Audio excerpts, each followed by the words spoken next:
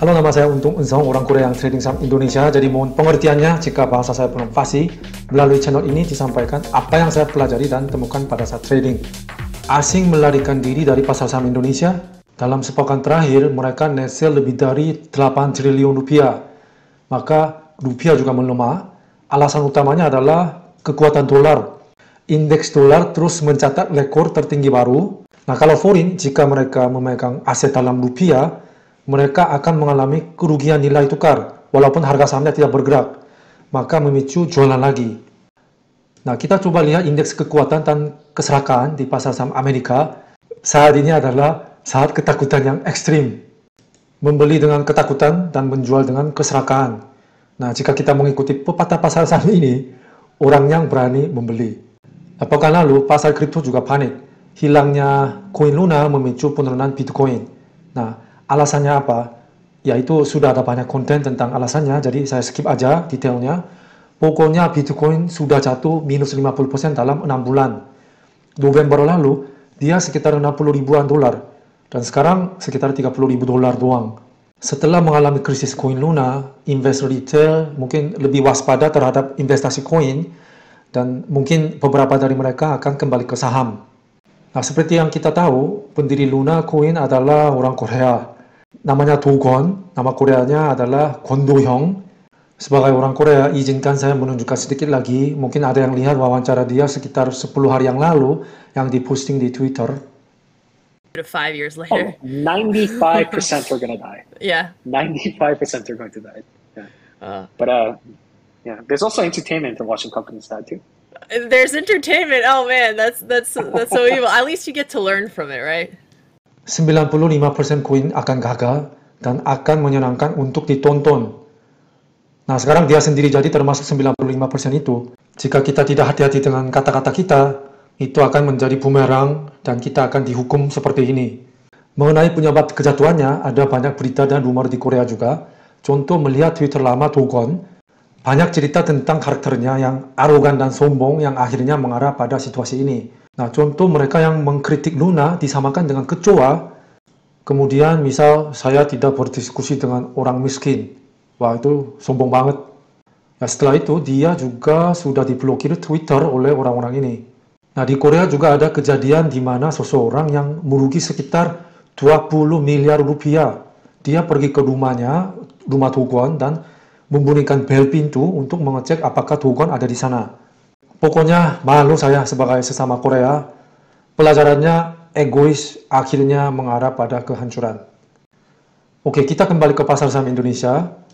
Ada 3 kelompok saham yang membuat kita traders dilema.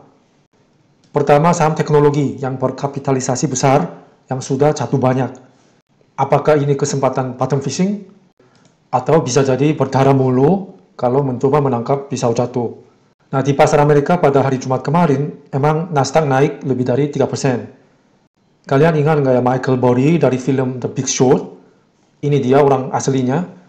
Dalam tweet terbarunya, dia berkata, selalu ada rally sehari sebelum pasar jatuh besar, dan itu hanya bouncing kucing mati. Tahu kan delicate bounce? Rebound teknis singkat. Seperti kucing mati yang terlempar dari tempat tinggi dan memantul sejenak aja. Kalau kita salah nangkap ini sebagai tanda pembalikan tren naik, bisa jadi kena situasi di mana tahan terus di downtrend besar ternyata, lalu dijual di bagian bawah. Kedua, saham defensif. Misal Unilever ya, dia naik 40% dari bawah.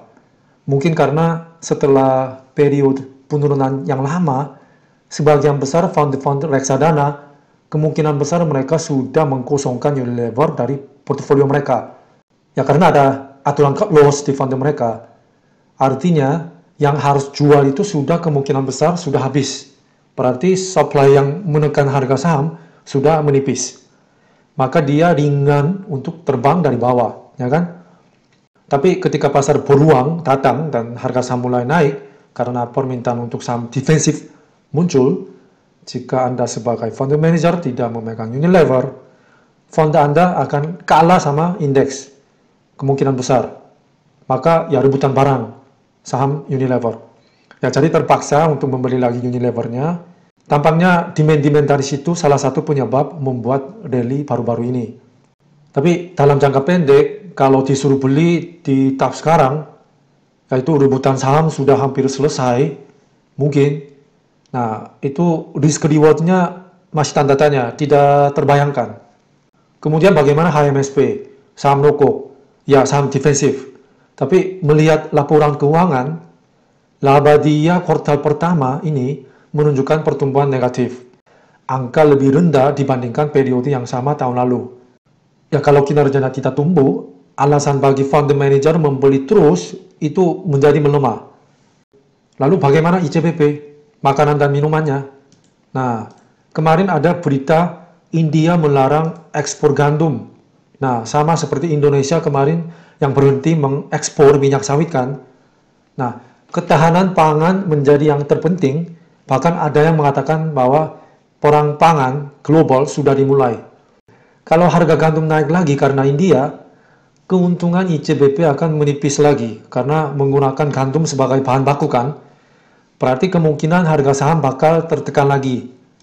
Jadi ya defensive stocks jadi masih tanda tanya. Oke, kelompok ketiga, gorengan. Bagaimana kalau saham gorengan? Ini nama-nama saham saya tidak munculkan di sini karena bisa menimbulkan salah paham. Nah, saya tidak menemukan tema atau alasan jelas atau latar belakang yang menaikkan harga saham mereka. Ya maka kapan bisa dikarungi? Susah menebak. Nah, seperti grafik di sini, kita tidak pernah tahu kapan bom akan meledak. Jadi kesimpulannya apa? Nah, salah satu sektor yang potensial untuk menjadi fokus adalah sektor energi. Nah, Warren Buffett baru-baru ini dia menambah kepemilikan di Occidental Petroleum. Ini Oxy adalah perusahaan produsen minyak dan gas terbesar di Amerika. Alasannya mungkin karena harga minyak belum turun dari atas 100. Jadi penilaian Warren Buffett mungkin harga energi bakal terus naik secara struktural. Apa sektor energi utama di Indonesia? Batubara. Kita coba cek dua emiten. Contoh ITMG dan PTBA. Ya meskipun mereka terus naik, nah lihat tuh, valuasinya semakin murah, ya kan? Kenapa PE, Price Earning Ratio, turun saat harga saham naik? Ya kan, dua-duanya harga saham naik, tapi PE ratio turun. Artinya valuasi makin murah. Karena kenaikan laba bersih itu lebih besar daripada kenaikan harga saham, maka PL-nya turun. Ini formula ya. Saham-saham kayak ini adalah tipikal yang disukai fund manager, manajer investasi. Oke, sekali lagi ini bukan rekomendasi saham, hanya kalau saya menjadi seorang fund manager, saya akan lebih fokus untuk menambah saham-saham kayak gini. Ya, di pasar saham, kadang Warren Buffett aja salah. Tapi ketika bingung, lebih baik memilih logika yang simple. Oke, sekian dari saya. Jika konten ini bermanfaat, jangan lupa subscribe dan set alarm biar nggak ketinggalan saat konten berikutnya sudah di-upload. Terima kasih, sampai jumpa.